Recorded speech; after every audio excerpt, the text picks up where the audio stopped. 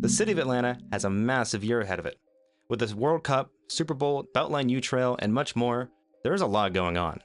Luckily, it might just be the biggest year for public transit for the city of Atlanta since the Olympics.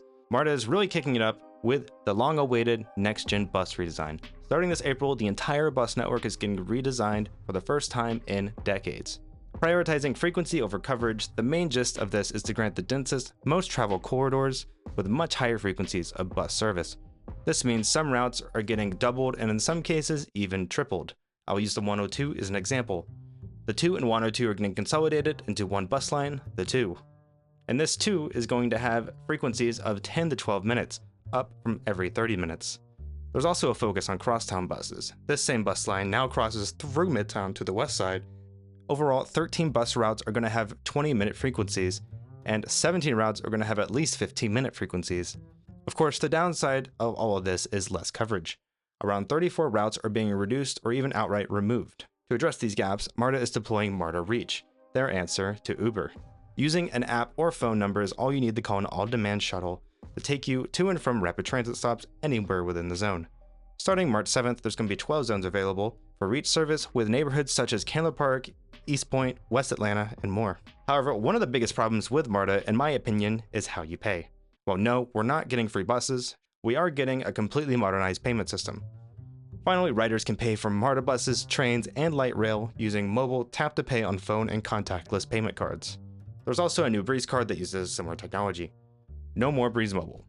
However, what could be the most exciting development is MARTA's first new rapid transit line since 2002. The first segment of the Rapid A line, MARTA's first bus rapid transit route, is opening on April 18th. The first segment will take passengers from 5 Point Station south through Capitol Gateway, Summerhill, Peoplestown, and the Beltline Southside Trail. Using level boarding platforms, off-platform fare collection, dedicated bus lanes, frequencies of 10 to 15 minutes, this line is a big deal for MARTA, hoping to create a rail-like experience for a fraction of the cost. For this first phase, only the downtown stations right now have been constructed. However, the entire service will operate for the full route starting on April 18th with Phase 1, with stations south of I-20 using temporary bus stops that act more like traditional bus stops.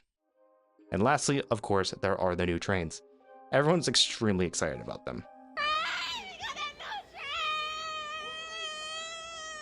Alongside MARTA 5 Point's transformation, the CQ400 fleet of MARTA trains are going to completely modernize the rail experience.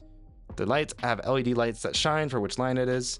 They also have an open gangway layout, which means you can walk the entirety of the train without deboarding. They also have USB charging, bike stations, and much more automations to support the next generation of MARTA. And for a while, they won't smell like pee. Overall though, this could be MARTA's best year yet. They have a lot to prove, and considering the complete failure to deliver on the East Side Beltline extension, there's a lot to prove here. Okay, that's it. I'll see you next time. This has been Superblock.